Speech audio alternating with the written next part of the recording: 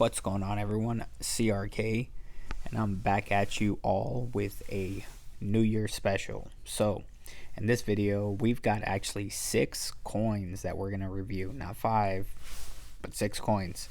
So I hope you guys enjoy this. It's pretty much year end, especially by the time the video drops.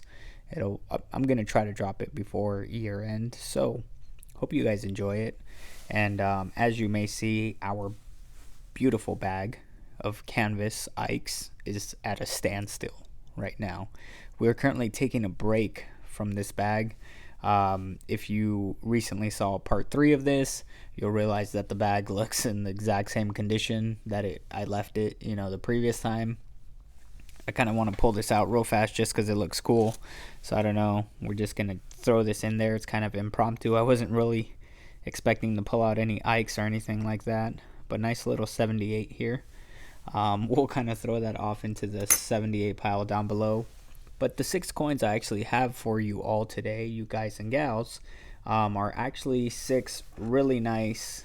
I'm just going to show you the edges here. Silver coins, you guys know, my favorite. So what we're going to do is we're going to get right into this. And I'm actually going to start backwards today. I don't know why. I feel like the end is almost over as far as the year goes. So we'll try to start backwards and rewind the actual video. So we'll start here with one of our newest coins. So that should kind of tell you, the age of the coins, which is really nice. We're going to start here with this 63 Benji. And again, these are coins that I pulled from my local coin shop, and they didn't have any actual large dollars this time, so that was unfortunate. But I did end up making another run right before Christmas. If you guys celebrate. If you don't, it's just another day, I guess. I ended up making another run, and I did pick up some large dollars, so I'm going to be excited to share those with you pretty soon.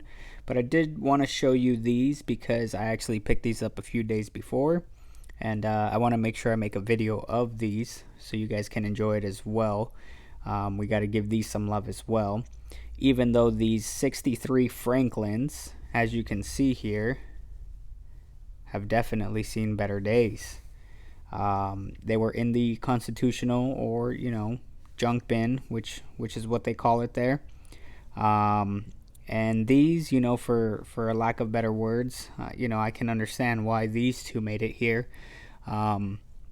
There actually is a few coins though, once we get closer to the beginning of the series, that I was actually very surprised were in there. So I hope you guys and gals enjoy this video. And make sure that you definitely hit that thumbs up button, especially if you see one that you like. It definitely helps with the algorithm if you do it sooner rather than later, but I will take a thumbs up at any time during this video. It also helps boost my morale to keep making these cool videos for you all. So on this 63D, we have 2 of these, and after looking up the mintage, I'm really not sure what I was thinking when I ended up picking up these 2. I should have really saved my my pennies to end up buying more silver down the line. And it's really just because on these Franklin halves, we're looking at 67,069,292 of these minted. I mean, if you could just say sheesh, that's insane. 67,069,292 of these. So 1963D definitely was not a key date. And like I said, I can understand why these bad boys made it into the constitutional bin. I was double checking to make sure that they were D-mint marks, but they all have those D-mint marks here. Well, at least for both of these. So that's kind of what we've got for these 2 here. And again, just another reason I wanted to kind of start backwards is because the mintage on these is ridiculously high. So really, this is probably one of the highest mintage coins that I have. With something like this will probably end up, unfortunately having to throw on eBay, because even in these super high mintages, even though they are silver, it probably is not very, I guess cost effective for me to kind of keep around as silver. I could probably try to get at least what I paid for these back, and then keep investing in other nice coins. So, quick rundown of what I paid for the 6-coin lot for all of the coins I'm going to show you here. So for all of these 6 coins, we were looking at about $71.85. So when you do the math, that pretty much breaks down to about $11.98 a piece. Or if you based it off of a face value of $1, I guess $1's value, $23.95 is kind of what I would pay for $1's worth of silver. That makes sense to me. It's kind of what the going rate is. Silver prices have been kind of jumping in the last few months. If you guys can remember, just a few months ago, I was buying silver dollar value, $1 face value. I was buying silver at about 18, I think the lowest was like 18.50. So, no worries. It is what it is. I'm still excited to keep on stacking. And let's see, we'll get right into our next one, which is going to be another Franklin. And in this here, we've got a nice 1954. I definitely see better value in this coin overall. Not only because the mintage drops significantly, it's almost half or more than half of a drop here. But I don't see any of the kind of the yellowing or the odd toning, anything that would, kind of ruin this coin as much as the last two. So I'm going to try to zoom in there just a little bit. Of course, it's got its normal wear and tear. It's definitely a circulated coin, and it's got some, some things there. But this coin here, we're sitting at about 25,445,000. I forgot the 580 at the end. So yeah, 25,445,580 of these. Definitely not a bad coin. I do like more or less the details. I can't really tell if this coin has been cleaned at some point. It does look like it has been cleaned, just because, I'm no expert when it comes to coins, but somewhere in here, sorry, my gloves are all funny. Somewhere in here, I can tell the details appear to be more faint, where there is more there's more area for something to be cleaned, and then all around that D, it looks like it has some of that actual, whatever that it might have been build up there. So it does appear that, this coin could have been improperly cleaned, again, kind of inside the bell and above the eagle there. So of course, probably why it made it into the bin, but I do like this coin. So this coin is a keeper. We'll set that one aside as well. Now we're getting into the fun ones, and this one is actually, I think this, yeah, for sure, out of all the Franklins, this is going to be my absolute favorite of the 4 Franklins that we have here. And that's just because, speaking to the gentleman, one of the gentlemen that helps me at my local coin shop, he did mention to me that in his opinion, he thought this might have been a coin that was not cleaned. I do see some kind of streak marks somewhere here that go this way here. So I couldn't tell you with 100% certainty if it was or was not cleaned. If you guys know, you guys and gals, if anybody has a keen eye for coins that have been cleaned, please let me know. I would love to hear it in the comments below. It was just a really nice coin. When I looked at it, when I picked this up, out of everything that they brought to me, this coin was probably the one that caught my attention the most. So it's one of the first coins I picked. Actually, I think maybe the first coin I picked. I decided after asking him, hey, has this coin been cleaned? And he picked it up and kind of swirled it around. I don't know how they swirl it around as such. I wish I really had that kind of keen eye for that. But he swirled it around a few times and was like, no, this coin looks like it's a great coin. And, he didn't really tell me why it made it into the bin. But nonetheless, I took his word for it. like I said, I had done some quick maths, if you will, which stands for quick math. And I had decided that this was a keeper. Looking at the San Francisco mint mark there, it is something that I am always interested and excited when I see the San Francisco mint mark. And knowing that these coins usually are lower mintages. Anything with an S mint mark, I mean, it's not always the case, but it is typically the case. So when I saw this coin, I was just like instantly drawn to it. I was like, I gotta have it for $11, and whatever. I kind of did $11-12. I was like, I'll take it. So this one here, we're sitting at a mintage of about 5,526,000 of these bad boys minted. And just a quick reference, the average mintage for the Franklin collection throughout every year that they made the Franklins, average mintage is 13,308,984. So this one definitely passed the average circulation, average mintage, and it was the only one that passed that. It passed the lower standard of average mintage. So this one is going to be a great coin.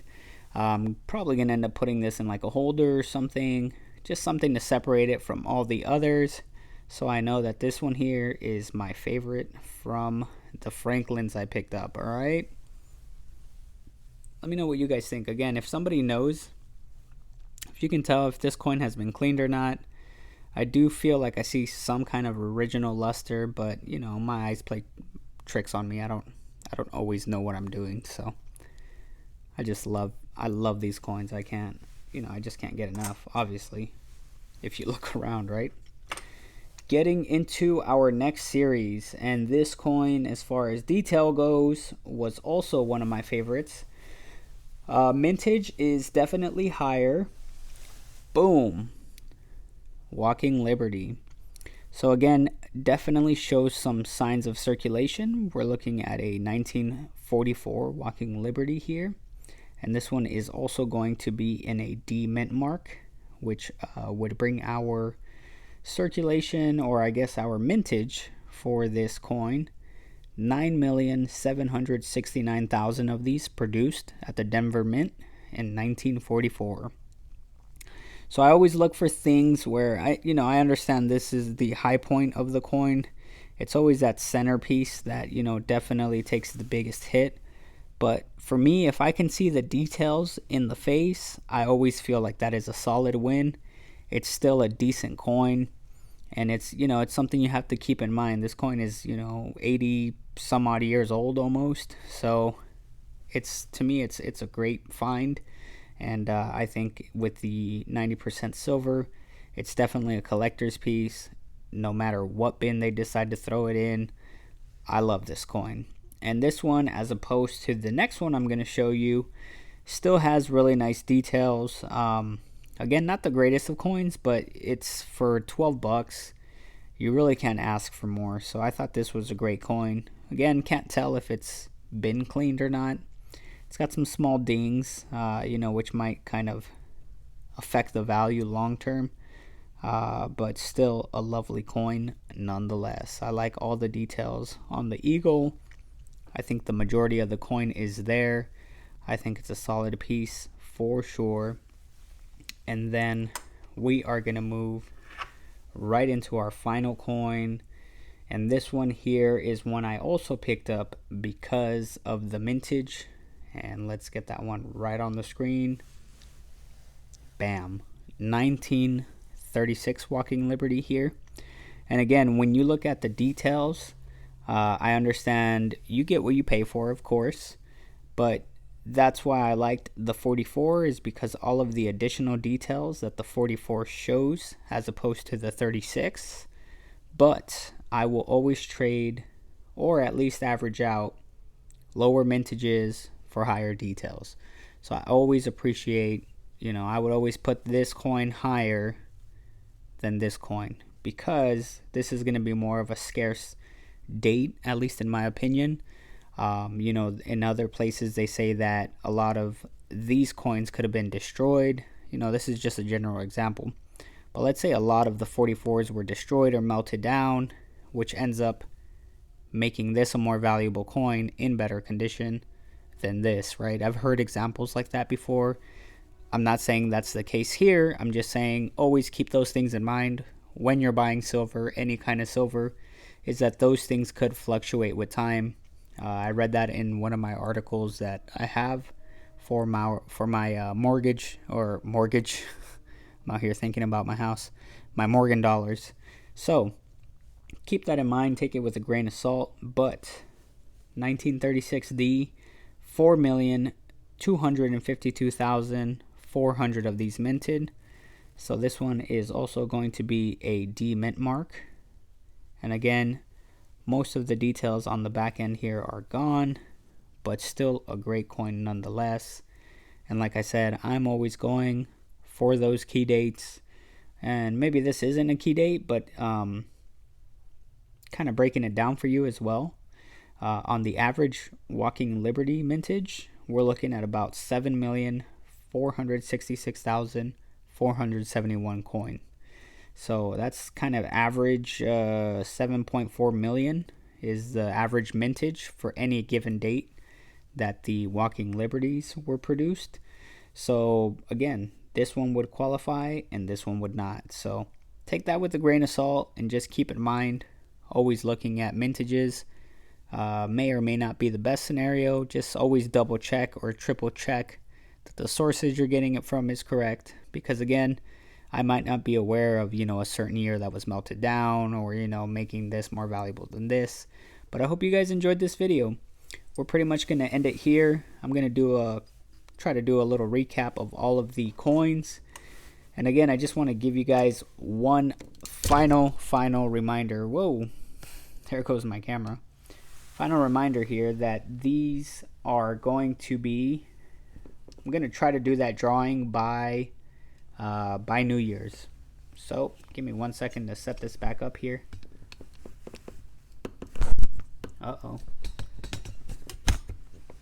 Yeah, these are going to be drawn by New Year's. I'm going to try to get these done, but should be all set.